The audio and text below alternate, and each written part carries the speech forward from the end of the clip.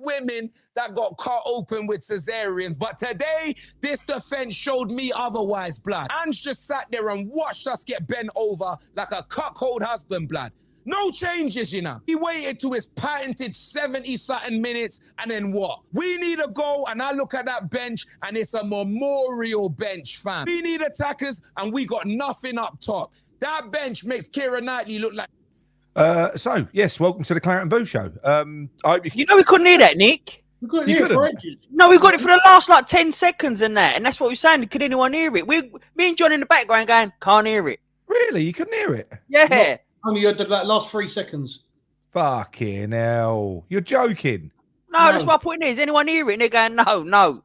Oh, mate. He proper Spursed that up there, Nick. Well, I could hear it, though. So if I could hear it, you should. Oh, that's all right, then. As long as you could hear it. Brilliant. You could hear it. Fucking hell. Oh, what an anticlimax. What an anticlimax. Well, but I tell you what, Tottenham are good at letting Leeds slip, haven't they? They done it to us once, didn't they? 3-0. The old Lanzini one. And today, game of two halves, John. You watched it today, didn't you? I watched the game throughout, right? And I was talking to people on WhatsApp, and we was all going, at half-time 2-0, we was all going, it pains us to say it, but Spurs look brilliant. It was like, oh, my God, maybe this international break is a good thing because they'll come back and they won't be on that roll because they look so good. Hang on a minute. I know why it was. Sorry about that, everyone. I'm going to do it again. We're going to come back to this because that's too good to remove. 1 minute. The fuck? Don't ask me a question and cut me off. I'm going to cut you off now. Right. Here we go. I am seething. I can't remember the last time Tottenham won an away game in the Premier League. We've been touched on the road so much, we may as well go to games in Diddy's tour bus, fam. Man are getting touched on the road like little Bow Wow, fam. It's limousine settings. I've had enough. After beating United, I should have known that's all the footballing gods were going to give me. We were 2-0 up and end up getting fists up by Steven Seagull FC. Brighton, Munich, you know. The damn manager could be Postecoglou's son, fam. We went from champagne football in the first half to dust in the second half. We brought the dust in quicker than Rhodes, fam. I'm fuming. I'm telling you, these man must have been taking bong hits at halftime. Because they came out second half and died more times than Goku in Dragon Ball Z. I saw it. Second half, it's like this team came out as Rottenham Hotspur, blood. I ain't seen a group of men get touched up like that. I don't go to Magic Mike shows, blood, but I feel like I just attended. Tottenham have a criminal record away from home. Danny Welbeck out here looking like Victor Osimhen. Danny Welblunt, he put us in a blunt, fam. We got packed by a guy called Minty. Them man used to work in the arches on Albert Square, fam. Listen. Yeah, so Spurs let a 2-0 lead slip and they lost. So it sort of rounds off a perfect weekend, kind of, doesn't it? Yeah, in a sense. Certainly does, mate. It was a really good game. Go on, John. What was you saying before you got cut off? Fuck him. I'm not having it. No. Sorry, mate. No. Go on. I was just trying to figure out why I'd fucked up. Go on. No, it was just. Look, Tottenham were fucking brilliant first half, and they could have had more goals than they had. But yeah. I've never seen such a change around like that for a long time. It was literally a game of two halves. It was fucking crazy. Second half, I can't remember having a shot on target. But Brighton, to their credit, came out second half and played as good as Spurs did the first half, if not better. Did because I must admit I didn't see it. So did Spurs change it up and try and sit on it, or did Brighton change it up? No, they didn't have a chance. No one really had a chance to. As far as I know, Brighton came out with pretty much the same 11 they started with, but they just had a different sort of impetus about them. They just took the game to Spurs, basically, literally. Yeah, just took the game. Yeah, basically, their manager done a great halftime talk because they did come out and had it. So yeah, better than Postecoglou's anyway. Yeah. Right. Okay. Well, we're finally going to get started. We're 5 minutes into the show. How are you, Mickey? How you doing? Yeah, Christy, mate. All right. It was a good weekend, winning that 4-1. So everyone's in an happy mood. We was all in an happy mood. Watch along went really good because it was more lively. You had it a bit easier on the watch along, didn't you? Something to talk about, wasn't it? Yeah. How do you find you on the watch along? What app do you have to download, Mick? I can't remember. Hang on, 1 minute. You got. You don't have to download an app. You don't have to download an app. A lot of people can ask me, and I'm not sure. You just literally click on the link. So all you do is you click on the link. You can go and you can watch it. If you want to participate in the chat, you have to sign up for a free account. But yeah, it's good. What we're going to do next weekend is I'm going to stream it onto. It's going to be done on Big Up. I don't know what I called it, Big Up. I don't know, but it was Tifo. So yeah, it's going to be Mickey presented on Big Up. so it's going to be on Big Up, but we're gonna stream it. I'm going to repeat it onto YouTube, so you'll be able to watch it, but you won't be able to participate in the live chat unless you go over to Big Up. That's the only way you can do it. There's no game next weekend, just so you know. Yeah, well, that's why we're going to do it. It's a couple of weeks now, isn't it? I reckon there'd still be more to talk about than the other two games. I know, but yes. So look, what we're going to do anyway, we'll cut all the because as I've wasted your time for 5 minutes already, 7 minutes. We'll get into the meat of everything. We'll talk about the Ipswich game. So I think we're all pretty much aligned, to be quite honest. But I know a lot of people are not. So obviously, John, you went to the game. Yeah. So what was your take inside the stadium? Was it a good atmosphere? I'll tell you what. From the start, obviously the team sheet caused a few problems. Did that dampen the atmosphere pre-game?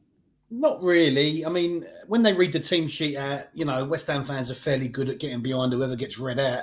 Yeah. So there was no obvious animosity towards the selection of. I'm guessing you mean Soucek and that, or Antonio. The fans got behind them, and obviously, to be fair, the early goal, got us going. I mean, I can't remember the last time we scored such an early goal. Yeah, Moyes man admirer. Okay, well you can kiss my arse, mate. You can. Yeah. I don't say sorry. I don't say sorry to fucking anyone. All right, son. That is a stretch. I mean, I don't say sorry to anyone. We've been shit since the start of the season. We had every right to call him out. We called him out. He won 4-1. I was over the moon. I gave him credit for it. That's what I'm going to do. I'm not going to apologise for the fact that he was shit for 6 games, am I? No, I'm not. But to be fair to you, Nick, maybe give the manager a chance next time, mate. Yeah, that's what I do. Yeah. To be fair, he's a Moyes man admirer anyway. He's just trying to poke the bear. I've got to be honest with you. I thought Nick would be happy yesterday, but he'd still look for negatives. And Nick, you surprised me yesterday. I must say, you was very, very positive. Mate, I was arguing with people that was being negative on even on our private chats, which is unlike me. So I know, but I kind of I did. I just wanted. We had all that with Moyes. I didn't want this with Lopetegui. I didn't want the manager, but you don't want him to fucking fail either, because you don't. Because you know what? You've only got to look at the mainstream media. I never want to see Moyes, Keys, and fucking Gray having an orgasm in a studio again at Loppe failing. I don't want to see that. It sickens me. So, do I think that Lopetegui is a man, and do I think he's going to go on? Look, I'm still on the fence. I don't know. But that was a fucking good start, and it was a breath of fresh air. We wanted them to go out and have a go, and they did, didn't they?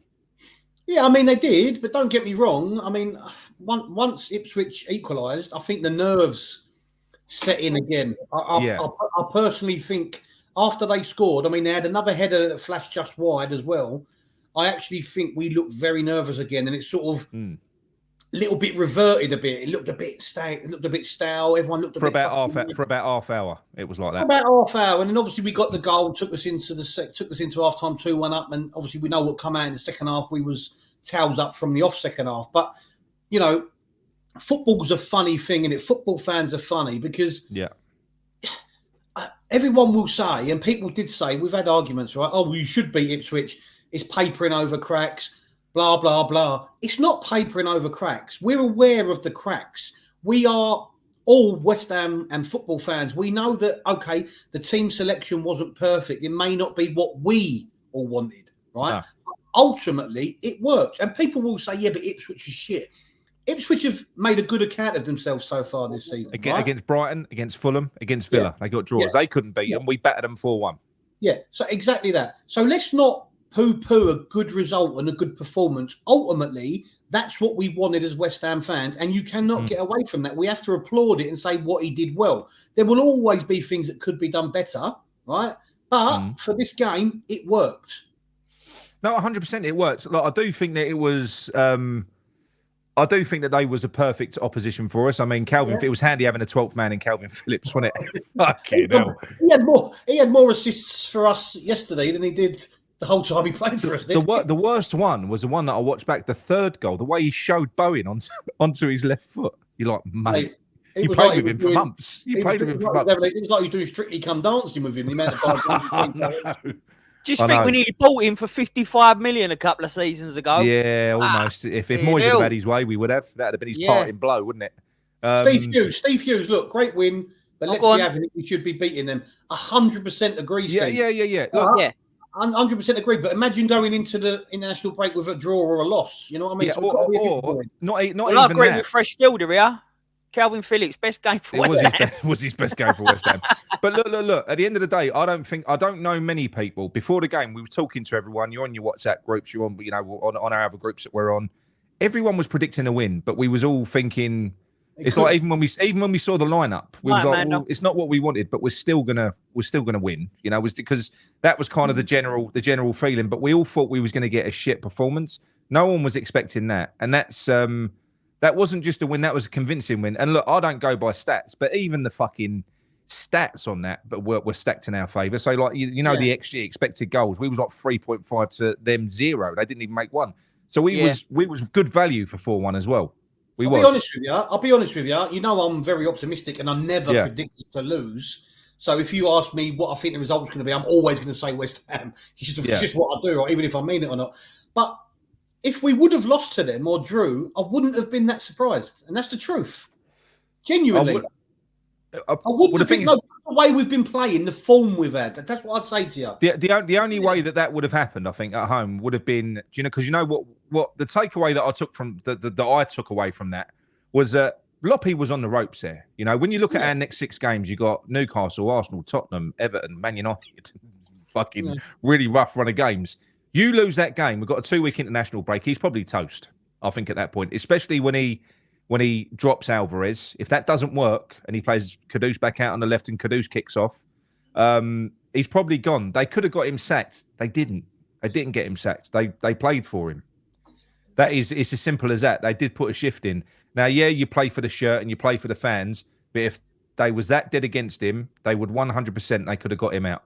They could have got him out in that one game, and they didn't do it. So clearly, they're a little bit more galvanised than what we all thought, because you know what they're like. They're changing rooms and everything. John, if they wanted him out, they could have got him out easy there. Yeah, but I think ultimately as well, they're no matter what they're paid, they're professionals. They don't want to let the fans down. So getting behind the manager and getting on board with it is an easy thing to do. Really, that's the least they can do. Yeah. In order to protect their own reputation as well as players. But you're quite right. And when you said that yesterday, I hadn't really thought about that. They could have quite easily thrown him under the bus if they wanted to. And if 100%, and with the fallout between Kudus and himself, that could have easily escalated through the week. So maybe in hindsight, that could have been that heated debate or whatever we're led to believe happened at half time. That could be a little bit of an ignition. That could be a little bit of a galvanizer. It could have been a clear the air thing that the players and Lopetegui needed. Maybe they've become a little bit tighter after that. Maybe the players got a load off their fucking chests. Yeah. And you know, it could have. We don't know. Look, it was just one win. Nobody's saying, and I weren't saying that yesterday. That's literally what I was saying. Just take that game in isolation. We deserve a little bit of fucking happiness. We just won 4-1. We played well. 2 weeks now, and we've got Spurs to look forward to. Just got pumped by Brighton. So you don't know. We could kick on. Like I said to you, I'm still not certain he's the right man and that he is going to succeed. I do worry that it's not going to go well for him personally, and it is a worry because, like I said to you, you don't want to go. I've got no confidence in Sullivan replacing him properly, so it is a problem if he fails. It ain't a good thing if he fails. Hang on a minute. Can I just? Let me pull this comment up quickly. Good. If this is who I think it is, you should be in bed, young Tottenham supporter. Yeah, I'm just going to leave it there. Leave it there. You lost 3-2 to Brighton, young man. Get off. That's a Tottenham supporter, and he's got West Ham a bad. So I'm assuming he's a young teammate. He's a young teammate of Freddie's, is he? I think he might go to school with Freddie. Yeah. Yeah. So don't abuse him in the chat, everyone. He's underage. Oh, right then. I just called him Matt Torrey. Yeah. And treat him like we normally treat Spurs fans. Like this. But yeah, so for me, look, we got a gift. We got a gift. They gave the ball away, but it was still a well-worked goal. You know, the actual attack and the move was really good for us to score that. You know, great play from Bowen, good overlapping run from Wan-Bissaka to take the fucking defender away to give him the space. He slips a ball in, good finish from Antonio. But then we concede, John. What's your take on the goal that we conceded? Right, first and foremost, I don't understand why Paqueta was marking. Was there, yeah. What's his name? Delap, yeah? It's Delap. Are you sure? It's Delap, isn't it? It's Delap. No, it's Delap. No, it's Delap. It's No, Delap. it's Delap. No, his Nick name is now Delap. So was you winding me up last week then, John? You know, his dad used to take long throw-ins for Rory Delap, yeah? That's his dad. Yeah, you said that he was Rory Delap's son or something. Yeah, but they came out about Rory Delap. Rory Delap came out in the local paper and said, pronounce it Delap, not Delap. So I just I don't know about that. Anyway, I made it better. I made it better. Oh, anyway, getting back to the corner, I don't know why Paqueta was on him. I mean, to be honest with you, I couldn't understand that. He obviously gave Delap. It is Delap. Mix and mug. Delap. It's Delap. It ain't Delap. Can we not have an hour talking about what his name is? Fucking hell. If he has any more gummies, he'll be having a Delap. So, yeah, I don't know why Paqueta was on him. He gave him far too much time to get the ball down and hit a shot away. And that bloke shoots on sight, by the way. He shoots from everywhere. I like him. He looks a good player. Anyway, Areola, soft hands, being beaten at the near post like that was absolutely diabolical. But there was a lot of power in that shot as well, though, John. There was, but it's unforgivable, mate. I'm sorry. Areola's a big, strong unit of a keeper. He ain't no fucking will-o'-the-wisp. He's got powerful hands. He's got powerful shoulders. He should not. He did get a full hand on it, didn't he? He did get a full hand on it as well. Well, that's what I mean. He's got a full hand on it. He still ain't been able to push it away. I mean, don't get me wrong. Yeah, it was a fantastically ferocious shot. Unexpected, maybe, but you know, I still don't think he should have been beaten. If I'm honest. Yeah. Oh, there's a comment on here. They're on me tonight, aren't they? They are on you tonight. Look. Right, Uncle Beetle. Nick, genuine question. I'll tell you what, let me just address it quickly. Can you admit you were wrong about Souček? No, I wasn't. He's been world class, you fucking. That's it. I didn't read the whole sentence. Right. First of all, can you admit you were wrong about Souček? No, I weren't wrong about Souček. He's been shit for 2 years. But I will accept. The last Souček, 2 games. The last 2 games, he's got better, and he was better yesterday. I will give him credit where it's due. Yeah, we world class, mate. No, honestly, we give him Mandela match. We gave him Mandela match last week. Yeah, no, he deserved it last week. No, what I'm saying is, fucking world class. He's not world class. Come on, don't be ridiculous. No, he said that to wind him right up there because even Uncle Beetle 7 can't agree with that. I think some people do. They do. They're just like big men. He can't. Did he? Right, okay. Did he? Did he? Yeah. So anyway, so I'll make you right. But look, I think it was a clusterfuck anyway. Paqueta shouldn't have been on him. Paqueta didn't make a good fist of it. He got spanned too easily. Did he? He got spanned too easily. And look, it was a fucking great shot. But you're right, Areola should have kept it out. However, Areola did go on to make some fucking brilliant saves. Yeah, he's done all right. He done one great save from Delap in the second half. World class, mate. He's been good. He's been good. Not world class. Beetle. Honestly, ridiculous, Uncle Beetle. And I felt when that goal went in, I think it changed the atmosphere straight away. Our nerves, as I said earlier, the atmosphere changed. The players looked nervous, and I was a little bit concerned because they had a few little chances before we scored to make it 2-1. They had a header from a corner. They flashed it wide. They should have scored that. Should have scored that 3-header. That would have changed the game massively. So would that have made it 2? That would have made it 2-1 to them. That was before we scored the. Before we scored. So you know, Areola's got to be. He's got to be our brick wall back there. He's got to be a bit more. In my opinion, he's got to be more competent. And that's basic. I'll be honest with you. Apart from that, I don't think he was bad. I think he was coming out claiming more crosses than what he normally does because he can be a bit flappy and indecisive. He was doing a lot more of that yesterday. He was coming out and catching the ball. The only thing I didn't like was in the second half where he opted to punch the ball. Do you remember that? He opted to punch the ball, and I was like, "Fuck!" That was an easy catch. It was an easy catch. I don't know. Yeah, but that's what I'm saying. That's what I'm saying to you. That could have led to something else. He's got to make. He's got to concentrate all of the time. Keepers have to be on their toes and concentrate all the time. And I think he sort of lapsed concentration because he does make world class saves. We know he's made world class saves, and he is a great keeper. Yes. He has them moments far too often for me. I'll be honest with you.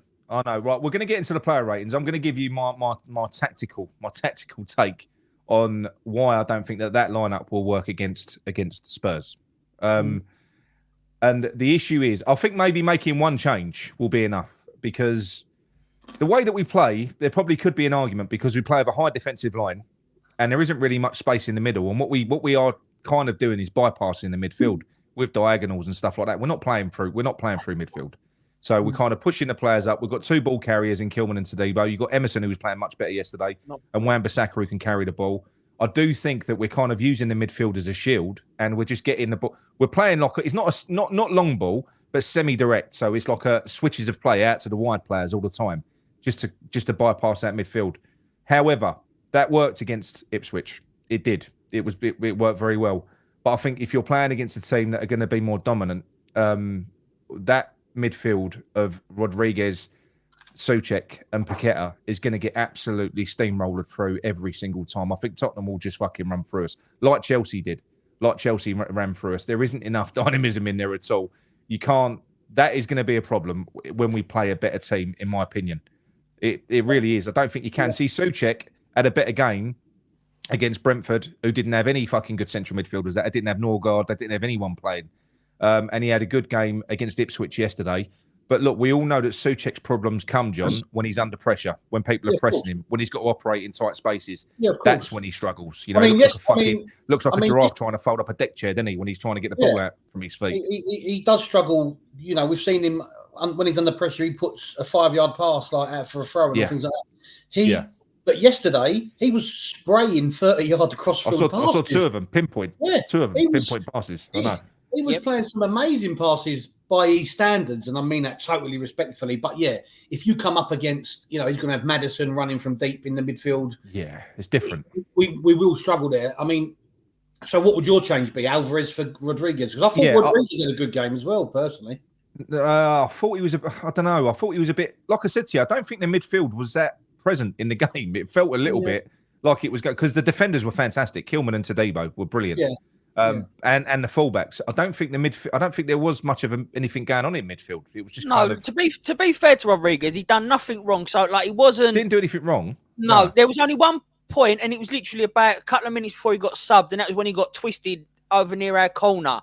Backwards and forth, left and right. But then I think he was just knackered.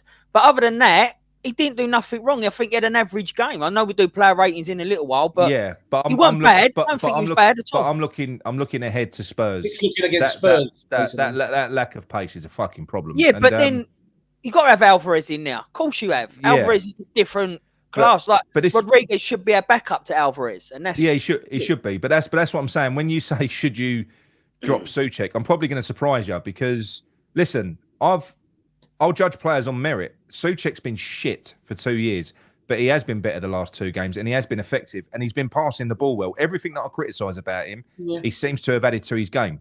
Now, I do think that that's because we've been playing against teams where he's not been under as much pressure. He ain't been, I think any professional footballer, when they're not under pressure, should be able to pick a pass out. Yeah. But he has played well for 2 games, and if, for whatever reason, someone's taught him how to play football in the last few weeks, and he can be Thomas Souček, which is an absolute nightmare in both boxes, and also not be detrimental to what we're trying to do in build-up play, then I think you do pick him at the moment. But what I would do against Spurs, I'm telling you, I would play him against Spurs, 1-2 loose passes, I'd hook the fucker off in 5 or 10 minutes. I'd give him a go against them. That's how I would operate it. You can't have players shitting themselves under pressure and giving the ball away. We saw it first half today with Brighton, and we saw it last week when Tottenham played Man United, because they play so high. If you give any passes away, if in the midfield, they are on you and they are away at the speed of light. They are gone. So you need in possession. I mean, it's the same for all matches, but particularly the way Spurs play and the high line they play with. They fucking hurt you when they get the ball. Yeah, if you give them the ball away constantly, they are going to fucking hurt you. Ain't going to take no time at all. And they've got some quick players. I mean, that Brennan Johnson, I'll be honest with you, I didn't know much about him in terms of, I knew he was, obviously, but I thought, is he worth it? I think he's got 6 in 6 now. He's got 6 in the last six games for Spurs. Yeah. Well, he's come on. Solanke's scoring. Maddison looked good. So we've got to keep possession 100% more than ever against them. I agree. Uncle Beetle saying it's not nice to sub somebody after 2 passes. I tell you what, if I was the Ipswich manager, I'd have hooked Calvin fucking Phillips in the first minute. Nick, you can't keep putting his out to try and I'd have hooked get him. the bite out of you. He actually is. I'm being wound up. I'm being reeled in. I'm being fucking reeled in here, aren't I? No, you are proper. I should have. The world class comment. Alvarez is rubbish. Selling. He's out to get you, mate. Do you know what? You're talking bullshit now. No, but that's why. That is why. No more. You got me on the comments. I'm trying to take his comment off. Well, stop fucking about with the comments. Right. Okay. So man, hooking him. So look. Anyway, with the with the rest of the game, what I was impressed with as well, because we got the deserved goal, we got the deserved second goal, because we was pressing them for the last 10 minutes, 15 minutes of that half. We should have scored a couple before we scored. Yeah. We was pressing them. We got the goal. We deserved that goal. We deserved to be going in 2-1 up. I was worried at half time. I thought, what's he going to do? Is he going to shit himself? Or are we going to come out slow? Because we're leading now. He didn't. We came out on fire. We got the third goal. And then you can accept a team settling into a pattern. Then you're 3-1 up. You got a cushion. Yeah, obviously, Ipswich are going to come at you. Then you can afford to play on the counter. We did that. We got the fourth goal. Yeah. No, I was very happy with particularly the second half. We was on them. We was attacking. We was going for it a lot more. The players looked a lot more confident. There was one player though. We'll do it when we get to player ratings. But there was one player that really underwhelmed me. And I know he got a goal, but I thought he was poor throughout. I mean, differences of opinion on him, but I really thought he was terrible yesterday. Really frustrated me. Yeah. No, it's fine. Well, we'll get on to that in a minute. I'll tell you what, should we jump into the player ratings? You're controlling the running order today, aren't you, John? You as we spoke about the other day. All right, now go on. Oh, you mean of the player? No, go on, you do it. I'm joking. Fucking Sam complains, doesn't he? Yeah, but you ain't got a call for Bowen to be donkeyed this week. Sam in the chat's been calling for a donkey for Bowen for about 2 years. Hang on.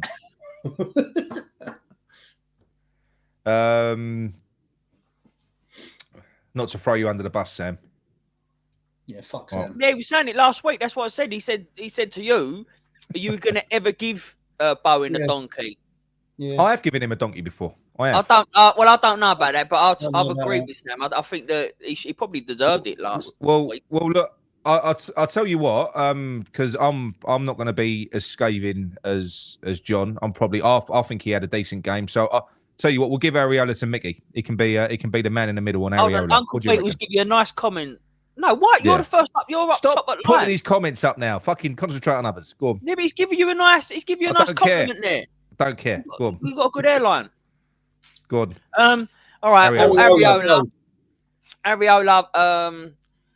Probably should have done more for that first goal. In all honesty, he did make some good saves, but I thought his distribution was terrible.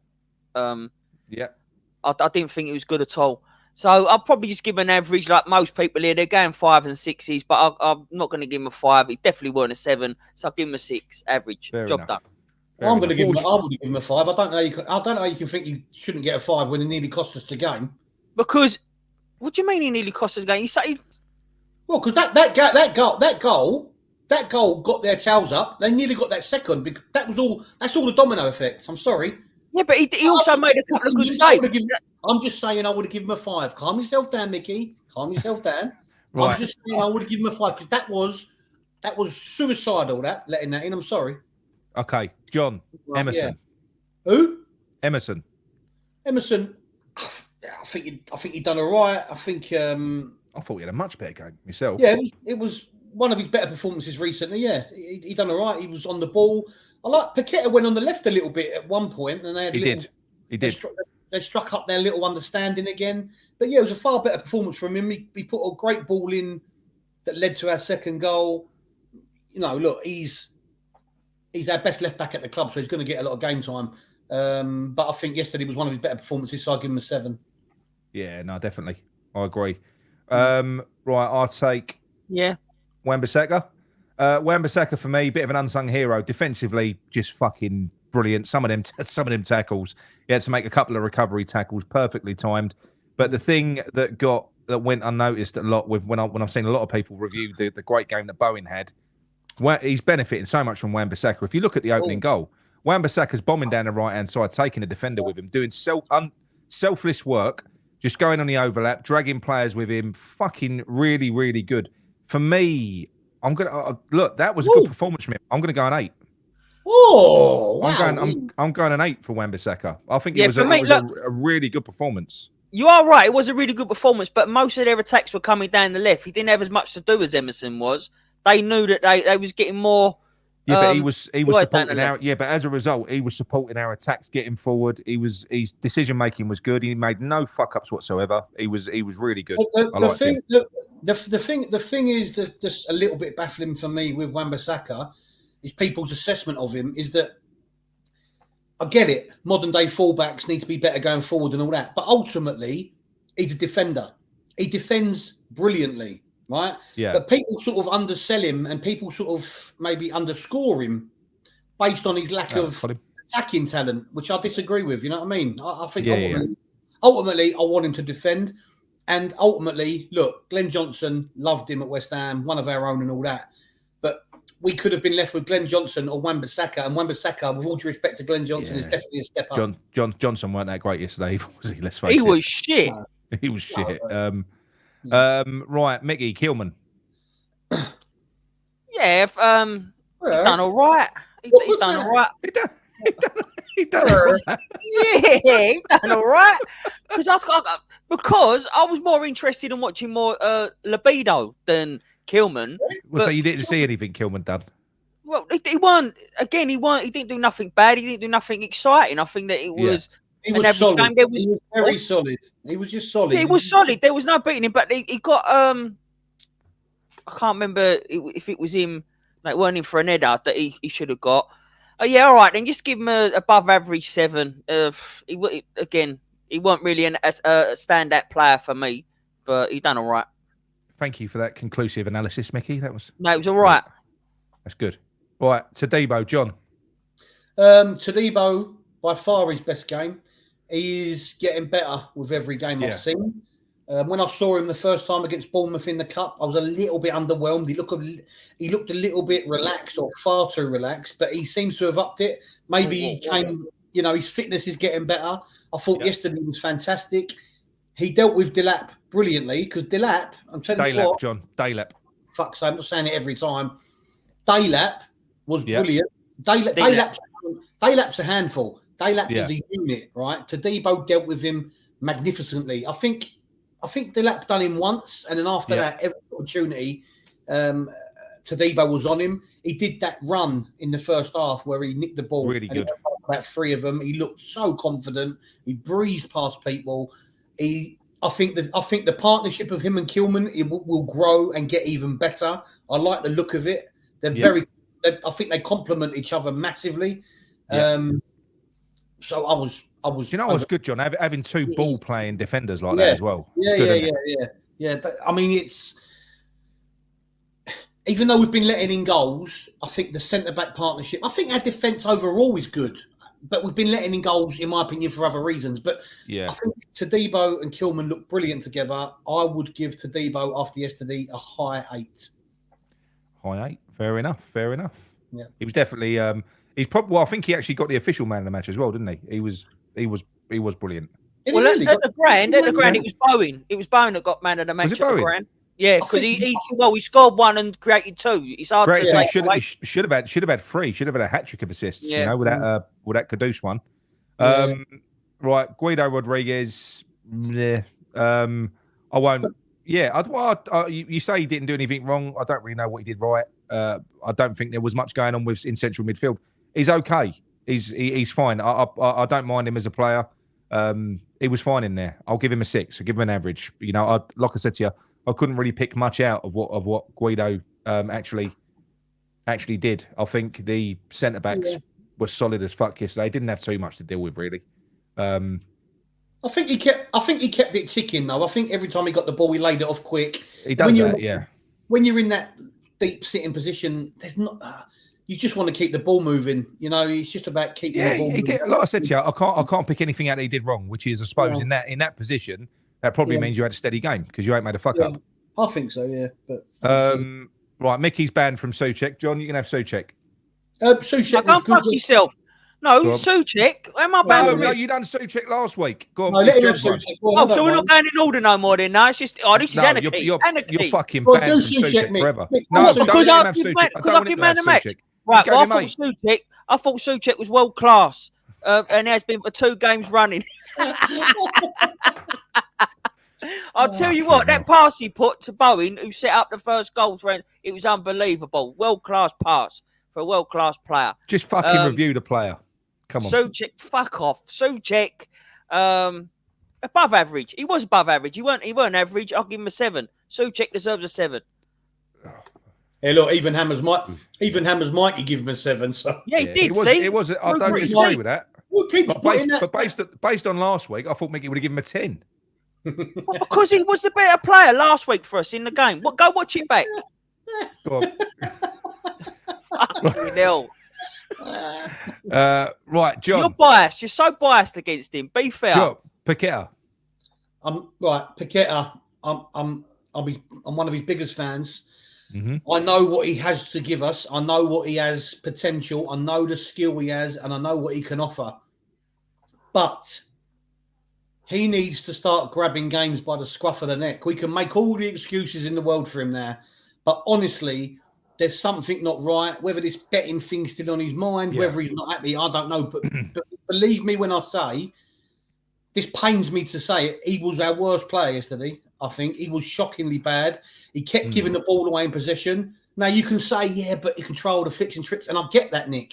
But some of the stuff he's doing is simple. I mean, some of the fans yesterday, he went down in a heap and he laid on the floor for about 90 seconds while the game's going on around him. And a lot of the fan base were getting annoyed because he was play acting. I'm sorry, he was, right? And he wouldn't get up, and he got up in the end, and people were like, come on, mate, get up. And there's nothing wrong with being that type of player. We had Di Canio. Di Canio was similar. But Di Canio used to single-handedly win games. He used to galvanise the team, right? Paqueta, for me, I want him to be that player because I know he can do that. And I know he can be that player.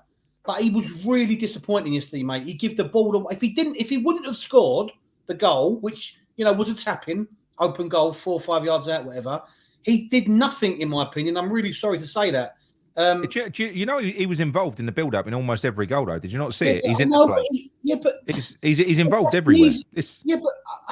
Nick, you can't give pre-assist. That's a standard pass. There was nothing brilliant. But what I mean is, he does, whether you like it or not. If Paqueta ain't in that position in that game, a lot of those goals don't even happen. He keeps the ball moving. He moves the ball quickly. Little sharp interchanges, 1-2s. He's got far more to offer than that, Nick. There's of course he has. Yeah. We've got other players that can do that. I want him to be the main man at West Ham because I really think he can. And I know that sounds silly. I want the others to be the main man. Look. Kudus is our most exciting player. I think Paqueta is our most talented, if I'm being honest. That's what I'm saying. But I feel like he's either playing within himself or he's trying too hard. I mean, when he scored the goal, he looked straight at us where I was standing. That point there from Ricky. Look, if you put that comment up, this is where I stand with him. You talk as a centre back, John. No nonsense. You have to accept the showboating and play acting. He's got vision that no other player has for us. He's in that. He's in that team for a reason. He's in that team for a reason. He's our most he's our most visionary player. What's he creating? How many assists has he given? How many goals is he scoring? I agree with you, Ricky. I agree with you, Nick, on the channel. Nick Knobhead. But I know I agree with you. And the showboating is brilliant. But he's not. His showboating stuff ain't even coming off at the minute.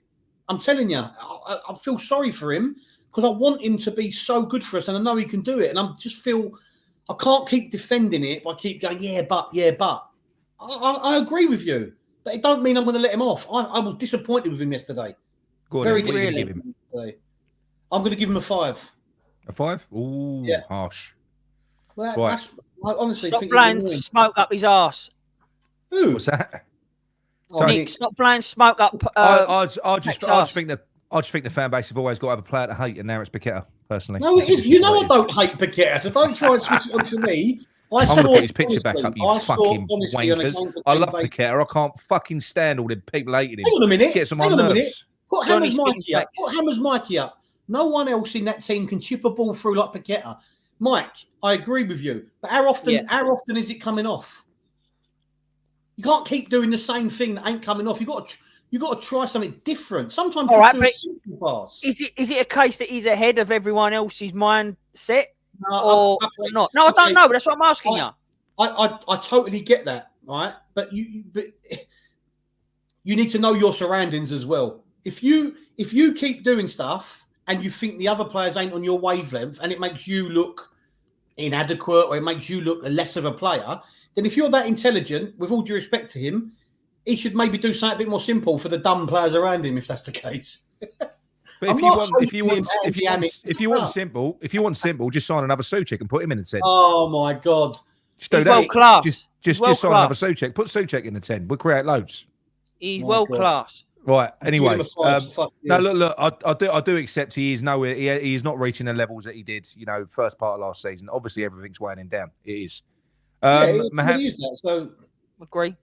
Mohamed Kudus was very quiet for the first probably half an hour, I would say, but he did click into gear. I wouldn't say he was sandwiched out on the left like he has been. He was drifting inside an awful lot more, and he was getting involved. He did look good. He should have had 3 goals. The flick over the top from Bowen, which he did get a touch on, probably should have been a goal. The header probably should have been a goal as well, which I think came off his shoulder. And the leap to finish off the Antonio one, which crashed off the crossbar. Fuck knows how he jumped up for that. Absolutely brilliant. Got Souček out of the way, so that was good. He stopped Souček from scoring. So he gets an extra point for that. But no. Oh, so Kudus, so fucking Souček. You're a fucking gaslighter. You're a gaslighter. He gets an extra point for stopping Souček from scoring. For me, I'm going to go an 8. I think he was brilliant, especially in the second half. He was running them ragged. Thought he was really good player. And do you know what? That front three, I'm going to talk about them all collectively. The reason Ipswich looked so shit was because that front three did their job and they pressed like bastards. They really did. Forced all those errors, forced Ipswich into mistakes. So Paqueta did a lot of running around, did he? Is he part of the front three, is he? Yeah, but front three. Sorry, mate. Yeah, is he part of the front three? Yeah, he's not, is he? Well, yeah, we're all meant to be in happy mood tonight. The front three, I thought were brilliant. I'm going to give him an 8 though. Right, Sticky Micky, you can have Micky. Bowen. Yeah. Well, he scored one, set the other 2 up. Had back to what we see last season. Really good game. I thought he had very good. It's hard to know what to do here because I do honestly think Todibo deserved man of the match. No way. No. Rate the player based I on am. what you think I'm going to rate the fucking. Let me land. Let me get there, mate. What's Todibo got? No way. You were talking about Souček more than you was Kudus, you fuck. Just mark the player. But it's hard to fucking do. It's not hard to do. He had 3 goals. He had 3 goal involvements. He made it. Fuck. I tell you what, you 2 tonight can fuck right off. Right, I'm giving him an 8, and that's been done for fuck. Oh, you're giving him an 8? Yes, I'm giving him an 8. It's my fucking mark. I'm giving him an 8. What does he need to get a 9 then for you? He needed to score 1 more goal. No, because for me personally, I want to give Todibo man of the match. That's who I want. Well, you don't give man of the match, just so you know. No, that's my man of the match. No, that would be my man of the match. So I can't give Bowen a 9 if Todibo's got 8. So he's got an 8. Fucking chaos in here tonight. It's chaos in here. You should come on it. It's all very strong Bombay mix. It's just gone up my nostril. Listen, Tony, don't take this shit. They're on one tonight. Right, John. Now I want you to upset all the Antonio haters in the chat. I thought Antonio was very, very good. I think the early goal was good for it boosted him. I think he was in full beast mode. Yes, you could say that the Ipswich Town defenders sort of caved in a little bit, but his work rate scared the life out of them. Yep. And that's what I like from Antonio. When he's in full beast mode, he scored that goal. He hit the crossbar with a header. That's another thing I thought, right? That's the first cross we've put into Antonio on his head for a long time. Absolutely. Why don't we do that enough? He can head the fucking. He's got neck muscles like a tree stump. You know what I mean? Mate, and you know the other thing? Is it any coincidence that a lot of our best performances in the past year or two have coincided with Antonio playing fucking brilliant? I think he's important. He's so important. Absolutely important. He was fantastic for, I think, the goal where Bowen set up Paqueta.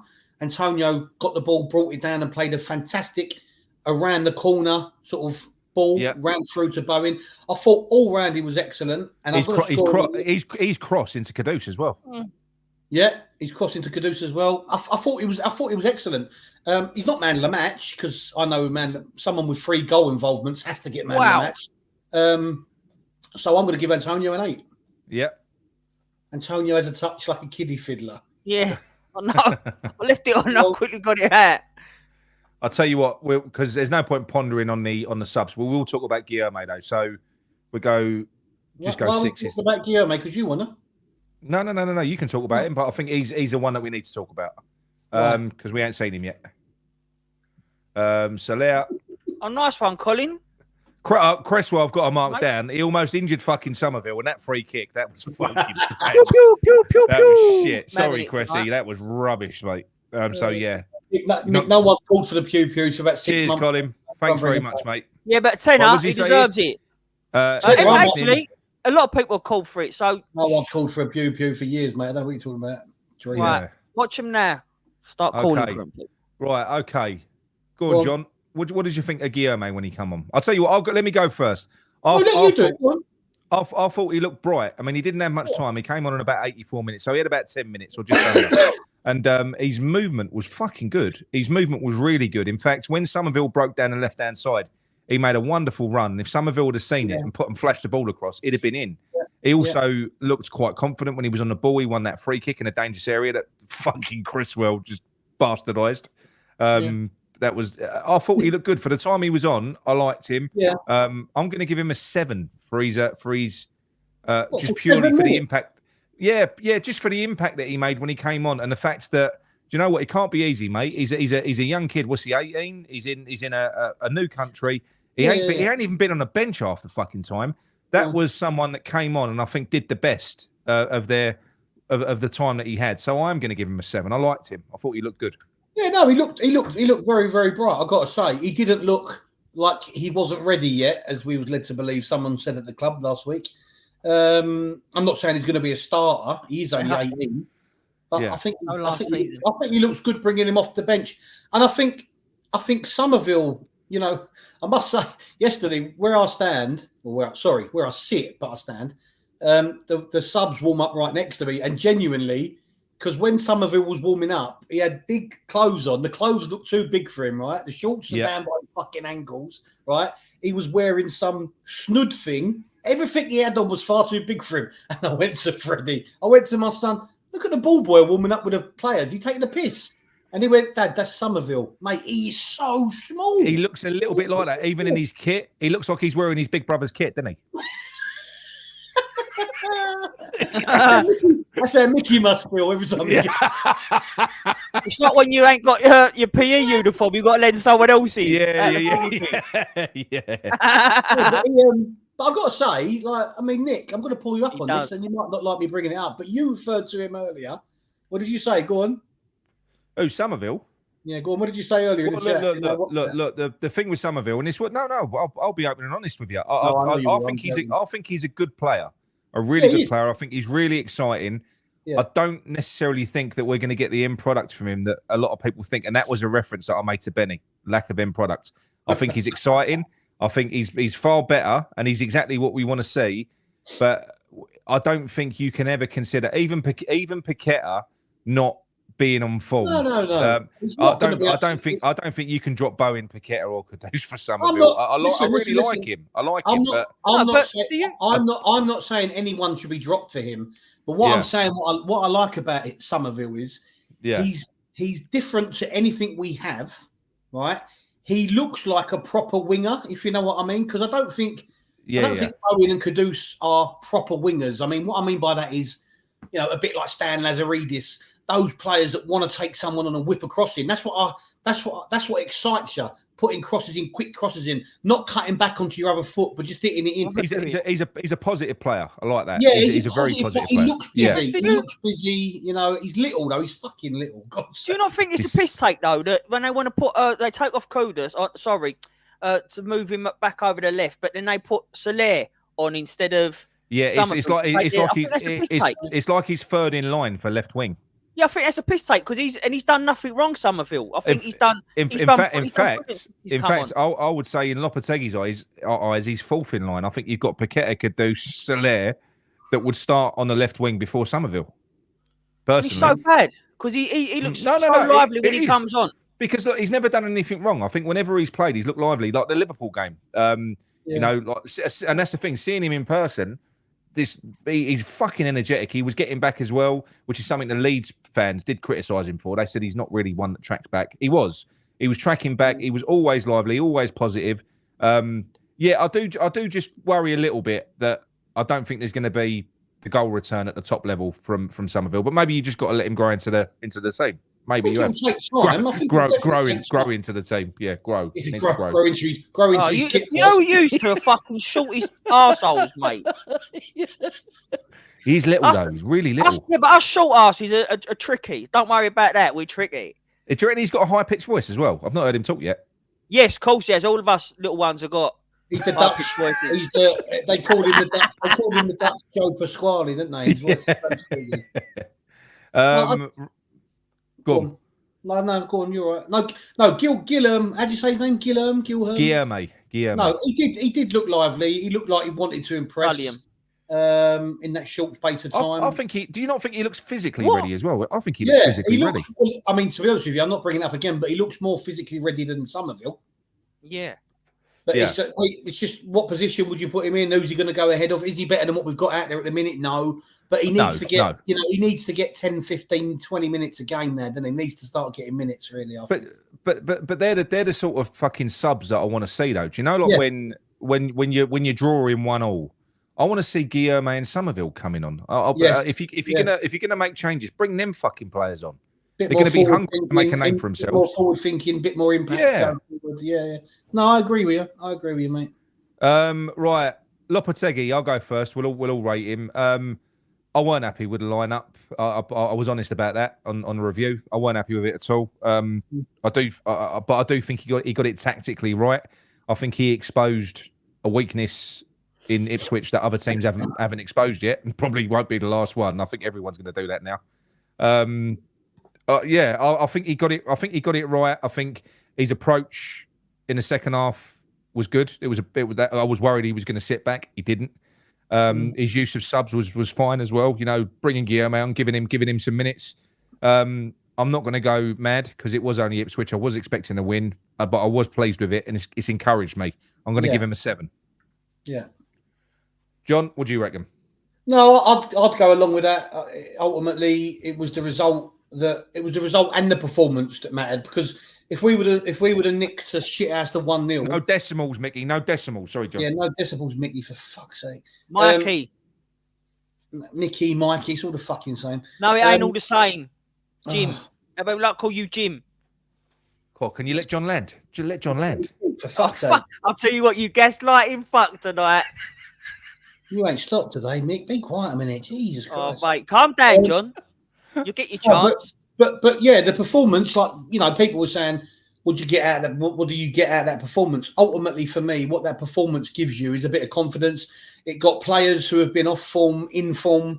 It could be the catalyst, whether you like it or not. I know it's only Ipswich, but I was happy with the result. You're right. The tactics worked in this game, so I think the 7's fair. Yeah. Mickey, what about yourself, mate? Yeah, you both covered it all. 7. I think it's a very fair score. So yeah, go along with that. 7. Colin Chilvers, you're going all decimals on me now. No decimals, Colin. No decimals. Question from Lulu Bell. She says, "Do you think Lopetegui knows his best first team yet?" No, I don't. In fact, the only thing that I will say, the only positive from the fact that he started with the same lineup, which did annoy me, was the fact that there was at least some consistency, and that might have helped picking the same starting 11 again. It could have. Could have helped. Maybe. Picking the same starting 11 2 weeks running, it might have helped. But it is only in one position where he might not know his best player, no, or two, maybe two. Well, look. I think it's fair to say defence is sorted. Yeah. I don't think it really matters too much what you do with the attack because I think we've got a good selection of attackers. I think we can have that argument about who should play where. It's the midfield. That midfield has got to be fucking sorted. It has. So yeah, for me, what I would probably do against Spurs, for instance, is I would bring Alvarez in for Rodriguez. Okay. I probably would, but I've said it before. I'd invert that triangle because Alvarez plays better as a sole CDM. You don't need a fucking partner. Leave him there sweeping up by himself, and then play Souček in the box to box role, spazzing out all over the pitch like he likes to do. And then I'd probably, but then I'd probably play Kudus in the middle with him, and I would shift Paqueta out wide to the left because I think I want to see that partnership sparked up again with Emerson and Paqueta. I think he's much better out there than what Kudus is, and Kudus would be far more effective than Paqueta in the middle. Idea. And you've got Bowen and Wan-Bissaka who have already got that partnership down the right-hand side. I think that just gives us more balance, personally. Yeah. I mean, do you think, particularly in the centre positions of midfield, whether it be sitting or further ahead, do you think because we've got an abundance of players, do you think he sort of thinks I can have different combinations for different opposition? Do you think there might be an element of that in his mind? Do you know what I mean? Oh, I'm not sure, mate. I'm not sure. Well, what I mean is, with all due respect to Ipswich, he could have looked at that and thought, maybe I could give Alvarez a rest in this game because, with all due respect, Ipswich... He'd already had a rest. Yeah, but I know. But he don't need to rush him in. He don't need to play him for the sake of playing him because it's Ipswich. That's what I'm saying. I don't mean that disrespectfully. Whereas when it comes to Tottenham, a London derby needs someone who's a bit more robust, a bit more aggressive, a bit more up to speed in the Premier League. He'll put Alvarez back in and maybe drop Rodriguez. He will, because I think a lot of the problems that we've had with Alvarez this year, where people have been complaining about his rashness, I think it's the way he's being utilised. Because, like I said to you, I think Alvarez is a CDM. You don't need two of them. You never need two of them. I think it confuses things. And what happens is if you give Alvarez a partner, say Rodriguez, Alvarez is the more dynamic player. So that gives probably Alvarez the encouragement to burst forward, go further on, leave Rodriguez sitting. And I just don't think it helps anyone. I think if you play him in his fucking position, in the anchor role, and then just have the legs in front of him so he can just basically win the ball and give it. That's all you want from him. Yeah. That's all you want. Yeah. You don't need no more. Simple. Keep it simple. Yeah. Right, man of the match. Hang on. We're going to poll or we're going to vote? No, I'll do a poll. Right, so you've got. There's quite a few actually. I think 1 minute. I've just got to log into it first. 1 minute. Yeah, we could throw in Todibo, Bowen, obviously. We'll do 4. Todibo, Bowen, Antonio, Kudus. Right, well, let me do it on that one. Souček, fucking no way. Phillips. Everyone will vote for Souček just to piss me off, I think. Phillips. Mick, if you carry on winding up Nick, he's going to get a new button monkey in, yeah? He's already in talks with Russ. Wait, listen. New button monkey. If you got demoted over me being a button monkey, what's that fucking make you? Yeah. I got demoted because my opinions are far more intrinsic than yours, yeah? Anyway. It's far more what? What assault that is. That's what you leave that up. Oh. All right, start a poll. Okay, man, the match. Right, I'm in. So tell me who's the so you got Kudus, Todibo, Bowen, Kudus, Antonio, 4, yeah. Bowen. What about Paqueta? No, he was shit. Sorry to say. I love it. Do you hear about David Sullivan? What he had to do, poor geezer? He had to reduce the asking price on his house down from 75. He lost 10 million. Didn't he? He had to take the asking price down from 75 to 65 million. I don't know how he's going to cope. Poor little fucker. Poor little fella. It's going to be quite. No. Bowen's back. Bowen's back in the running. He's back in the running. Hang on a minute. You watched a poll until the player that you want to get man of the match is at the top, and then you stop it. Well, Todibo's been at the top the whole way through. Okay, then. I don't know how Todibo gets it over Bowen with 3 goals. He was impressive. He was impressive. He was impressive. Because for the whole of the game, he was good for the whole 90 minutes. Come on, there's loads watching. There's only 118 votes. Get voting. Vote, you miserable fuckers. We won't move on. We're going to hold the poll up there till you all vote. End of story. We're going to hold the poll until Bowen gets man of the match. I'm going to hold Nick's poll. I'm going to hold Nick's poll until you all vote. Right. So what, 136? No, it's going to be Todibo, 62%. Bowen's only got 30%. We'll end it there. 141. Yeah. I think, look, that's fair enough. I think Todibo deserves it, to be honest. Yeah. I think he does. I think he's These people don't know football in the chat, I'm telling you. They don't know football. Very good performance. These Wonder people would Sam don't know football. Would Sam and have given Bowen man of the match, do you reckon? If he could have got... I don't want to put Sam's nose out of joint, but probably, yeah. Inside joke there, people. Inside joke. Right. Sorry, okay. Sam. Yeah, sorry. Thank you very much, Amanda. Yes, hit the like button, please, people. It does really help us. No, fuck that. Don't hit the like button. Shit. No, don't listen to John. Hit the like button. That's a very nice... Is that a silk shirt you're wearing, Nick? It's, no. It's a very nice texture. It looks lovely. I'd like to stroke it. Thanks, mate. Yeah, no, it's nice. It's nice. Yeah, very nice. Right. Sam Oakes is in there. Right. Should we take a few calls? What we've got? We've got 30 minutes. Go through the comments. John, Mickey, fight over the comments a minute. Bowen was 100% man of match. Yeah, do you know football, John? Brandon. Yeah, I do know football, Sharky. He's played 11 versus 11 on football pitches, mate, yeah? Jesus. Whoever gets man of the match, we get a pew-pew. What? Yeah, this is a good point. Alan Wall, after being dropped for England, then it's got to be Bowen for his display and fingers up to everybody. Yeah, I think that could have been a little bit of an incentive for him to go, Didn't this happen before when he got picked for England? He turned a little bit shit afterwards, and then he had to get dropped again until his form came back. Yeah. Do you not remember? Something similar, yeah, but I don't think that's conscious, is it? Billy Bunter says, don't slag your members off. Fuck off, Billy. Sorry. Randy Begstaller, what do you guys think about the recent Tim Steidten news from The Sun? That he's from The Sun and he's bollocks. I wouldn't agree. I wouldn't take much notice of that. Well, I think something's got to give. Yeah. I think something's got to give. If we can talk about that. If anyone does want to phone in, you can phone in. Let me take Do Not Disturb off. Otherwise, you'll never be able to phone in. I won't put the number up yet. So any regulars, if you got my number, give me a call. And if you're all feeling miserable, I'll put my number up. So Tim Steidten, there's more stories that have come out this time from The Sun in relation to, it's all stuff that we've heard before, but he didn't. We've heard that he advised Sullivan against getting Lopetegui. We've now learned that he feels frustrated because he wasn't allowed full control of the transfer budget, which I've got to be honest with you, I think is disgusting because I think if you're going to take the director of football model and you want him to drive and you want him to deliver his project, then first of all, you've got to let him get in the players that he wants if you're actually going to back him. And also you've got to let him choose a coach. What we've ended up with by the looks of it, and that's by Sullivan's own admission, by saying I picked Summerville.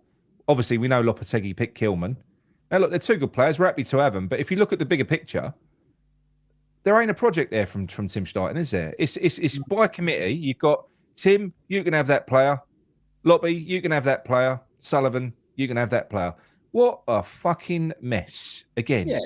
Too many cooks spoil the broth. It's nonsense, really. I mean, ultimately, director of football should be getting the players in, and the director of football should be discussing it purely with the coach or the manager.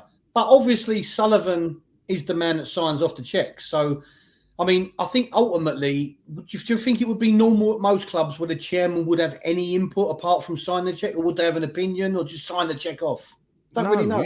Surely, if you're going to pay a guy, he's on a good salary start. If you're going to pay a guy to come in to do that job, you back them to do it. I really don't. I mean, what this makes Tim look like is just another scout that he's got to add to Barry Silkman, to add to Will Salthouse, and it's like he's just cherry picking one from each, and that's not a strategy, and it's only going to lead to problems because you are right. The only person that should probably have any input with Tim Steidten is the coach. So in this case, Lopetegui, he should be consulting with Lopetegui because there is no point in Tim Steidten signing players that Lopetegui ain't going to fucking use. There's no point. So that they have to talk. But obviously it sounds like there's a bit of a problem there because for me, well, there is a problem. I think there's a problem now. I don't think that you will have these two at the club long term. One of them's going to go because it's already come out now in 2 or 3 articles that Tim Steidten he advised Sullivan not to sign Lopetegui. That's not great. So straight away, Loppy's going to catch wind of that. He ain't no fucking mug. So that's going to cause problems internally. It is, isn't it? There's going to be some resentment there if that's coming out in the media. Ultimately, if it's coming out like that, then it potentially could cause problems between them. I mean, ultimately, out of the 3 of them, the key relationship is most definitely Tim Steidten's and Lopetegui's. That's the relationship that counts. Yeah. Hello, is that Gary from Romford? Hello, Nick. How are you? That's very good, mate. Can you turn your voice box on to make yourself sound sexy again, like you did a few weeks ago? What's that? Do you remember your voice box where you sounded slow? Oh. Are you feeling happy? Are you feeling happier this weekend, Gary? Yes. Very pleased with that performance yesterday. We needed that, didn't we? Really? Yeah. Definitely. What was I going to say? The team's starting to take shape now. It's just this, what we want and what the manager wants. I think it's going to be slightly different. I mean, going ahead to the Tottenham game, I know you're just talking about it just now. I mean, the thing with Paqueta, I know he's really splitting opinions at the moment. I know you love him, Nick. I accept he ain't the same player at the moment. I know he's not. I know he's not. I know you like a flair player, so I'll pretty more agree with like John at the moment. But he is. I see what John's saying. He's just falling so far short of what he's capable of, his potential, for whatever reason. Now the thing is, he's not really working in the 8, and he ain't really working in the 10. So it's an interesting point you made about last season. Moyes stuck him out on the left with Emerson. Yeah. And he can drift in, and that could be the idea because that way you could then put Kudus in the 10. We could be far, and we're going to get far more out of both players that way. Do you agree? 100%. 100%. If you remember, under Moyes, the left sided of the 3, it sort of became like the graveyard shift, and everyone that went out there sort of started underperforming. So when Moyes put Paqueta out there, we was like, oh God, we thought the same was going to happen. It's time for him to. He's going to be gone soon, but it actually spurred him on, and he was brilliant with Emerson at times. Well, Paqueta wasn't. He was starting on the left, but he almost had a free roll out there, didn't he? Yeah. So he could sort of drift inside, and I think that works. Yeah. I think you've got to do that with someone like Paqueta. If you want to get the best out of him, I think he's an artist, and I think he needs creative license. That's what he needs. You've got to give him the tools to do the job. And I think with having Emerson down that side as well, because I think that did help. I think Emerson helps bring the best out of Paqueta, and vice versa. Vice versa. Yeah. Now, I mean, even really, if Kudus and Paqueta, perhaps it could be a bit more flexible, and perhaps during the game they could switch a little bit. Kudus go out in the middle, Paqueta goes left, and then vice versa. It hasn't got to be rigid, is it? They can alternate slightly. Well, do you not feel like they did anyway in that game yesterday? Because I think, John, you said you saw Paqueta pissing off out to the left, and you saw Kudus was coming inside, wasn't he? That's how they should. That's how players of that caliber should be able to be fluid and change positions. like that. It shouldn't be. It shouldn't have to be so rigid. You know what I mean? That's what I think. Yeah. Yeah. The only frustrating thing is, with all this time we're waiting for a left-sided player to come in. We get one. It don't seem like the manager fancy Summerville, and which is really frustrating because when he's played, he's done really well. He's come on, done nothing. He has done really well, but I don't think he's too lightweight. But But my thing is, Gary, as good as what Summerville is, and as good as what he looks, if I was managing that team, I ain't dropping Paqueta, Bowen, or Kudus for Summerville. Unfortunately, I'm not. I think he's a good, exciting player, and he is actually a left winger. And whenever he's come on, he's given a great account of himself, and he's really exciting. Exactly what we want to see off the bench, and maybe he will sort of grow in stature and grow into the team. I don't see the goal. I don't see the sort of the goal return from him though. What he has done, what he does do is he wins a lot of fouls. The irony is, before the transfer window opened, we was all talking about positions we had to strengthen, like centre backs, centre forward, and the left sided. And really, we're talking about buying this, getting a left sided player, which you've done. Yeah. And we had Paqueta there. So really, that sort of money. I mean, obviously, I like. Maybe he's got to start on the bench and work his way in, or maybe he's just a bit lightweight for the manager. Maybe he wasn't one of these players that he wanted to bring in. We've already heard that. So Sullivan said he was East signing. So which is a bit annoying because we had this with Moyes, didn't we? If Moyes didn't want him, he wouldn't play him. No, you know, which is a bit frustrating. You know, I don't think that's fair on the player, really. No, but I mean, I'll show you now what I would do. So go on, you carry on talking. I'm going to set up the team. This is how I would set the team up personally, right? Yeah. Okay, and this is literally what I've been calling for forever. Well, if you're going to do Bowen right, Paqueta left, Antonio striker, Kudus in the team, then you've got Alvarez. Who plays alongside Alvarez? Are you going to go for Soler or Souček? No one plays alongside Alvarez because Alvarez is a CDM. You don't need two at the base. No, you know what I mean. If you're playing him in the base, you've got the two in front of him. That's what I'm saying. Yeah. But then, but you have a partnership there with Paqueta. You have a partnership there with Paqueta and Kudus. One of them occupies a 10, one of them occupies the 8, and they can toggle. They can take turns. You know. Yeah. That's if you're not going to play Summerville, which I don't think you are, like the manager's not, then obviously you're going to. Who are you going to play in that other midfield spot? If you've got Alvarez sitting there, you've got Kudus in the 10, Antonio, Bowen, and Paqueta. Is it going to be Soler or Souček? That's what it's going to come down to. This is a very good point from Sam Oakes, and I don't say that often when Sam says something. But he says, Sam Oakes says Summerville was Player of the Year in the Championship last year, where it's a lot more physical. I'm not saying he's a bad player, everyone. I'm honestly, I really like him, and I do. I think he's really exciting, but I don't see him getting in Lopetegui. I don't think look, it's clear that Lopetegui don't fucking fancy him. You don't seem to. I don't think you can say you don't fancy him after 6 games, though. Yeah, but what you can say about that is that he's choosing to bring on Soler on the left and rather Summerville. So I can understand where people would say that. That would be my starting 11 all day long. All day long. Let's have a look. Oh, you've gone for Jimmy. Oh, right, okay. Jimmy, Bowen. So that would be my starting 11. Well, funny enough, Nick, you were saying ages for this midfield three, Alvarez, Kudus, and Paqueta. And that's what you've been saying all along, haven't you? Yeah, I'd love to see it. I think one of John's old sayings is iron sharpens iron, but I think Paqueta thrives with better players around him. You know, I think it livens him up, it wakes him up. You've got Paqueta because what you've got there in Alvarez at the base, you've got a destroyer. With Kudus in there, you've got pace and you've got power. He's also quite mercurial, and then you've got someone who can drive at the defence and support Antonio. With Paqueta in there, you've got somebody who can pick balls from deep to Bowen, to Jimmy, to Antonio. I think it's a perfect balance of a fucking midfield. I like that team because when you look at it, you've got Paqueta slightly to the left of that three, and so he can sort of still link up with Emerson in that way. And I think that actually, I would say at the moment, I would say that is about as good as we're going to get. That's good. That's a good team. Would you start that against Spurs? Would you throw some of them in against Spurs? I would. Yeah, I would. 100%. Absolutely. Well, with their eye line, John, you know what you do against Tottenham is pace. Exactly. But what you need to do with a team like Tottenham who love being on the ball and they love playing forward and they love getting their fullbacks, Poro and players like that fucking bombing forward. Do you know what?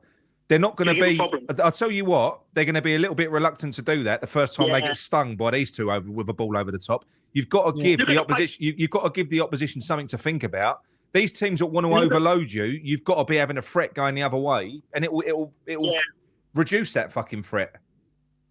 That actually, when you look at the pace there with Kudus, Bowen, Antonio, and Summerville, and if Spurs do play, they play their higher line, and he's not going to change against us. That could really be a perfect lineup to play against them. Yeah, that could play right into our rank. But this is what frustrates me. We've got all of these players, right? We've got all these players, and I can't. And this is where the frustration with Souček comes in. Now, Souček is a great player for what he does. For what he does, he's a great player, but he should not really be anywhere near this first 11. This is the problem. No. He played well. but he shouldn't really be anywhere fucking near it. He shouldn't. Oh. When you look at that graphic and you look at the players that we've got, this is where the problem comes. Because in addition to that, you've got Soler, who ain't even in that fucking team. So if somebody wanted to take Paqueta out and say, "Oh no, take Paqueta out, he's underperforming," I'd be sticking Soler in there, not fucking Souček. But do you think if you think about the managers that have been picking him consistently, Moyes, the Czechoslovakian national team manager, now Lopetegui, do you think their mindset, because there's a saying, isn't there, hard work beats talent when talent doesn't work. So ultimately, if you believe in that, I agree with you. No, I know. If you believe in that, you will put someone in that works hard because you don't like the flair players, because ultimately you think they don't work as hard as I think what it comes back to is what I said earlier on. This is kind of how I think he sees the game. And that is having these ball-playing centre-backs that play really high. So we've got a high line. So it's a very compact field of play that we're playing in. And all they're doing is we're effectively working it through our back line with a midfield as a shield. I don't think he sees midfield as much else other than a defensive shield. Just a wall, And just a wall. And we're dinking the ball over to whoever's on the left or whoever's on the right. We're switching play. That's generally what we're doing. So I don't think he's got any intention of playing through the middle. So I don't know that he sees the value in it. That's the trouble. Oh, someone just got me going again. Pat Holland fan just said about imagine Duran in that team. Oh, don't. You imagine Duran there. I'll tell you what, and I'm going to say this, and I'm going to say this, and I mean it. Duran would not have been more effective against Ipswich than what Antonio was the other day. Yes, I love it. I love Duran. But Antonio, you don't get that version of Antonio very often. That's the trouble. But when you get when you get that from him, he's unplayable, borderline unplayable. He is. I mean, 2 points actually. The first point is if you had Duran, then you'd have Antonio come on as an impact sub, and imagine some games playing a pair of them. Just if you've got really going for a game, that would terrorise teams. And secondly, also the other thing is with Antonio, like we've both said, Nick, I'm a big Antonio fan, and against Liverpool he came on and had a really good game, which was overlooked by a lot of people. And when he plays well, he makes the system work. I know. You can play it to him. I know he hasn't got the best touch in the world. I know he's not the perfect technical striker. But the way we play, and you've got people coming off of him, and he holds the ball up, knocks defenders about, when he's on his game, that system works. Yeah. And unfortunately... I'll tell you what. Sorry to interrupt you, but Paul Evans here has brought up a great point. If you want to... That Daylap, he would be a perfect replacement for Antonio. I'm telling you, he's built like a fucking brick shit. He's a tank. He's a tank. He's a fucking tank. He would be if Ipswich got relegated, I'd go and get him. Yeah, but I think you're looking at about. I think they only paid 20 million for him. That's all they paid for him. Yeah, you say only, but he just came out of Man City reserves. Oh, no, I know. That's, Why can't we get these? I mean, why is it this our club with strikers? Because he's not Premier League proven. He's got to be Premier League proven. That was not going to buy him. No. Come on, Nick. If we would have gone out and got Delap, a lot of fans would have gone, "Oh, the fuck is that?" Yeah. Well, no, because no one knew anything about Guillermo, and we was excited. Yeah, but I can't see many people was scouting Delap or better than Daylap. Daylap, whatever you want to call him. But not many people would be scouting him because he ended up going Ipswich. So. And they've got a bargain on their hands now at 20. But it's easy to say that now. Now he's having it. Do you know what I mean? That's good. Anyway, Gary, this is your last point. Yeah. Well, last point is one last thing. Some people playing down the Ipswich result, and I understand why. They're a promoted side. But you've got to remember they're on 4 games unbeaten. They've held Brighton away. They've drew with Villa and nearly beat them, and they've held Fulham. So. It's the first team really to probably smash them this season. Well, us and Man City. Well, yeah, but I mean, what I'm saying, the Man City expect it, but the other teams, them 3 teams I mentioned, are all good teams, and I think don't overplay it, but don't underplay it either. I agree. Obviously, and before you go, there's one more thing that I want to say to everyone that keeps on making excuses for the games that we lose. Oh, it's Aston Villa. Oh, it's Chelsea. Chelsea just drew at home to Nottingham Forest with 10 men for the last 10 minutes as well.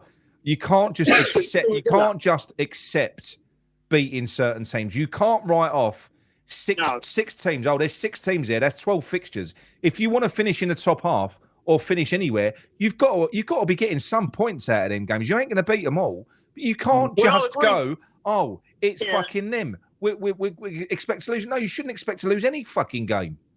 I was saying it, in fact, apart from the Man City game, the Chelsea and the Villa game, if you look at the last 4 seasons at home, we have never lost to either of those sides. No, I know. We've always so, you know... I know. Right, John, right, Gary, very good call, mate. Thank you very much, as always. Go on, Gary. Yeah, take care, lads. Cheers, mate. All right, listen, John, you take over the comments. I'm going to start off, lads. You got an early one, haven't you? I've got to be up at 3 o'clock in the morning. It's a killer. So you take that over. What, you house burglar? What you get up 3 in the morning for? Come rob your ass, you can't. You won't be able to get in. The lock's too high. I'll get through your fucking. I'll get through your dog flat. Right, see you all later. Thanks, mate. Yeah, mate. No, mate, I don't know how to get up with this fucking thing. Just knock him out, Nick. Get him off. He's gone. Right, He's there gone. we go. Oh, you have to do that. There we go. That's better. Right, okay. If anyone else does want to phone in, I'll put my number up. This is risky now because there's loads of people that want to heckle me. Just so you know, I don't pick up withheld numbers. I just don't. I won't do it. Yeah, if you're going to phone in, don't withhold your number. It makes you look really immature. Do you know what I mean? I just won't put. I won't answer it. No, not you. Then. Yeah. Just like... Yeah. No. Because the reason being, says if you phone up and abuse me, I can phone you up and abuse you afterwards. That's just all Herpy said he's robbing houses with Sullivan. Have you ever seen Micky and Sullivan in the same room? I've never seen them. Never seen it. Hang on. Where's me? I can't find it. They've changed the fucking layout of this thing. They haven't, Nick. You've just gone a nightmare. Charlotte Handon says 4-3-3 against Spurs. Back 4 leave. 3 in the middle should be Paqueta. Left, Alvarez middle, Kudus right. And 3 up top, Summerville, Antonio, Bowen. Ignore that. Don't WhatsApp me. Just phone in on that number if you want to see. If you want to phone in. That's the lineup you put up. I think that's. I mean, I think the thing is against Spurs. I think we'll go through the middle even less than normal because, you know what I mean. I think we will just get the ball and go and try and go over their fullbacks who are going to be overlapping. So I think we're going to use the middle even less against Spurs. Yeah, I mean, yeah, that is true. Because the thing is, Spurs play pretty similar. They play very fucking direct, don't they? They do. They get from back to front as quick as possible, don't they? They don't fuck around. So it is going to be a worry. I mean, if they play anything like what they did, well, it sounds like Brighton in the first half, or what they did against Man United, we're probably going to be in for a rough ride. But defensively, we look good. It's just the midfield needs to be on song and help and track back and things like that. Yeah, it's going to be a very quick, pacey game from their perspective. So we need to be on it. And I think you're right. I think I think Rodriguez, he's not the quickest. So he'd really struggle in there. I mean, Alvarez ain't the quickest either, but I think Alvarez. But I think Alvarez can read the game a little bit better. Well, yeah, Alvarez has got more Premier League experience, and that does make a difference if you're going to compare the two, because they're probably as slow as each other to some extent. They are. I don't think we're going to get many phone calls tonight, John. No one wants to talk to us. So, Ange looked devastated after the Brighton game. Yeah, Ange ball, he did look devastated. Well, that was an opportunity for them, wasn't it? It was an opportunity for them to crack on because you got Chelsea slipping up. Man City drew, didn't they? Did Arsenal won, didn't they? Because Southampton looked like they was going to spring a surprise, didn't they? Well, they went 1-0 up Southampton, and Arsenal came back. Trudge likes to be exclusive or whatever you called it. I'd keep Alvarez and Paqueta out of the team. Sounds mental, I know. Yeah, it does sound fucking mental. I think a lot of, and there's nothing wrong with it, right? I do get it. Some players just, I mean, Trudge has also got this. He said it earlier on. Oh, loyalty, Paqueta. I'll tell you what, Souček was looking for a move away for about 2 years solid. He just wanted someone to pay him $100,000 a week. We couldn't find anyone. Barry Silkman was farming him out left, right, and centre. He wouldn't sign a contract with us because we wanted $100,000 a week, but we couldn't find anyone to come in and pay him it. So, John, in terms of loyalty in football, does it really exist on the whole? Not really. I can't see how anyone can think it does. Everybody is using a club. Technically, what I mean is everybody wants to get to the top of the game, whether it be as a player, as a manager, as a technical director. they're all going to do what's best for them, and they're all going to want to try and self-promote themselves. But that's why the idea of the coach, Lopetegui and Tim Steidten, whether they do like each other or not, they've got to get on. Because if you get on and work together, you make each other look better, and you build your reputation even more. Absolutely. I mean, and the thing is, with these players as well, they're playing at the top level in the top league in the world. You don't get there unless you're ambitious. No, exactly that.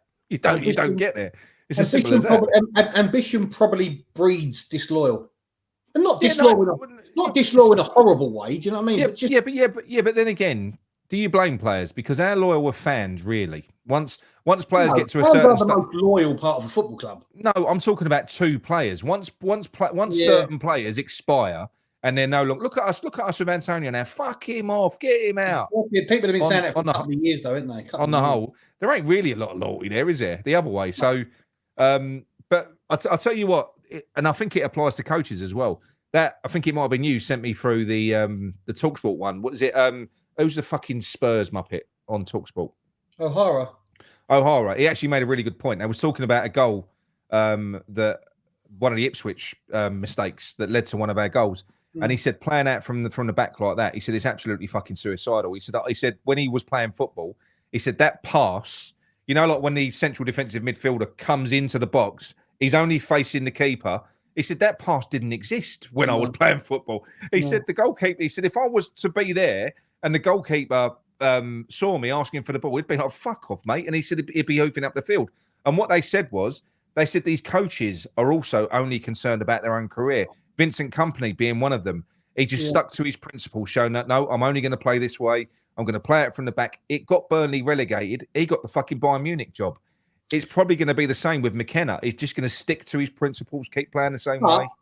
But if you breed a team to play a certain way over 2 or 3 years in the Championship or wherever you've come from, and then you come to the Premier League and that team is used to playing a certain way and they have it embedded in their mindset of how they're going to play, is it not important that they can carry on playing that way, or do you think it's pure suicide? I think it's suicide. It's a bit of a... But Burnley proved it was suicide. They was a good team. They played us off the park. But I think sometimes you've got to mix it up. I mean, obviously, look, to a degree, Ipswich have got away with it in the previous 4 games to West Ham. So and I'm only assuming they've played the same way. Yeah. But we've exposed them to get caught out once, get caught out twice in the same game, and then keep on doing the same thing. And I also sort of blame the players as well, because I know they're doing what the coach is telling them to, what the manager's telling them to do. But do you not think they've got some sort of responsibility in the end to go, look, fuck this, just get rid of it? Right. So, or do you think you've got to keep on? I'll give you an example. Go on. I went to watch one of the Leyton Orient youth teams play yesterday, and they played a team called Forest Green, as we all know, Forest Green Rovers, right? And Leyton Orient were 8-0 winners, right? Yeah. 8-0. That's a thumping. It's a thumping. The Forest Green goalkeeper was allowing the centre-back to take the goal kick. The centre-back was rolling it to the keeper. And this was happening time and time again. And they got themselves in all sorts of trouble, right? One of the Forest Green midfielders, because there's only about 50 people watching, one of the Forest Green midfielders shouted to the keeper, do something different. It's obviously not working. The keeper pointed towards the bench and went, that's what they're telling us to do, so we're doing it. Oh, fucking hell. So it starts from a young age. So what we're saying is that they're almost being bred now to not think for themselves. No, they can't. You just got to play the system. You've got to play this way, no matter your capabilities, no matter the scoreline, no matter if you're getting embarrassed, no matter if it makes you look inadequate. Keep doing the right thing. And I get it, because they're trying to instill bravery and instill a mindset of be strong and don't worry about making mistakes and all that. When you're playing football, getting them at 8-0 ain't going to do you any good, is it? Well, when you're playing football, one of the biggest factors is confidence. And if you're losing confidence in yourself and your teammates around you, that ain't going to help you. I don't think it's going to help you play good, personally. But no, I'm not a coach. Do you feel like? I mean, obviously, I don't know what it's like at the Orient Academy, but what you do hear about a lot now with academy football in particular is that they don't seem to encourage individual brilliance as much anymore, do they? It's not like I can only talk since Freddie's been in like 5-6 years, but I think Orient are a little different. Orient have been very good. They do actually promote, one-on-ones, taking on your, they are a little different. But a lot of the teams we come up against, no, they're very much. It's ticker tacker. Yeah, system-based units, blah blah blah. So fucking hell. I don't know. That's the way the game's gone. It is the way the game's gone. Andrew says, as good as it was to win yesterday, we still give up way too many easy chances to the opposition. Lopetegui needs to improve this issue, as we won't always come up. That's the midfield. That's the midfield problem now. I'm telling you, it is. You're still going to have teams cutting through us from midfield. As good as your defense is, it doesn't even matter if you got Kilman, Todibo. You could have fucking Baresi and Bobby Moore back there. You could have who you wanted. It doesn't matter if you've got no defense shielding them, and the defenders that are ended up in a fucking 2-on-1 all the time. It ain't gonna go. It ain't gonna end well, is it? No, I agree. Mandy G says Paqueta's career could be over next year. That has to be on his mind. 100%. Yeah. I thought this would all petered out, but I did hear the other day that he's going to be questioned about it in February, March time. But I thought it would all been. It's actually quite cruel how long it's taken, because I think it's the sort of thing you're talking about someone's career here. You are, and look, I know he's a rich man and everything else, but this is a bloke in the peak of his career. He should be in the peak of his powers, 28, and there is no doubt that this is fucking weighing on him. And I think it's. I feel sorry for the player. I do. I really do.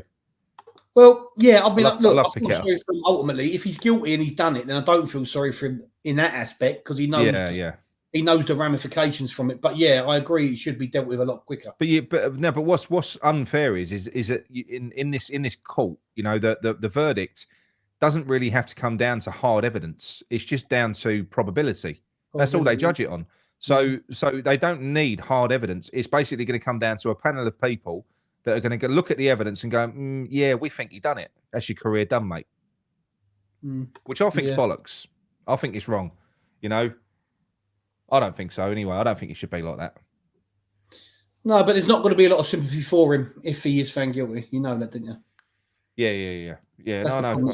I mean, maybe amongst the West Ham fans, but not amongst the bigger fan base, and maybe beyond West Ham. I don't think you're going to get many. What's this one here? Paqueta's dad admitted to borrowing money to a player. Yeah. But the thing is, you can't be responsible for what your family do. You can't be responsible for what your family do. You can't, can you? Look at John Terry's mum. I mean, exactly. Yeah, you can't be responsible for your family. I don't see how that's fucking conclusive evidence against Paqueta. But look, maybe I am. Maybe I'm just biased. I do love the player. I do. He's given us some fucking great times. And people that are hating on him at the moment, you've got to remember, a lot of these people they cherish that fucking trophy that we won. He was the one who played the pass through to Bowen. Yeah, Nick. We know, but Nick, I'm not hating on him by saying I want him to up his game. I've got to score him. I've got to score him on what I'm seeing. That's not. I'm not giving my opinion and trying to write him off as a West Ham player. I'm not saying you. No, but I'm not saying you. I'm just saying there's he is the hated man at the moment in the largely in the West Ham fan base. He shouldn't be hated. I don't hate. No, it's not on. I don't think. I don't think so. But look, anyway, shall we wrap it up? Yeah, let's wrap it up, mate. No one called in, you wankers. I mean, the nice people. All right, we get an early night anyway. Speak to you all soon. Thank you very much. Drop a like before you go. Have a good one. Take care, people. Good one. See you later.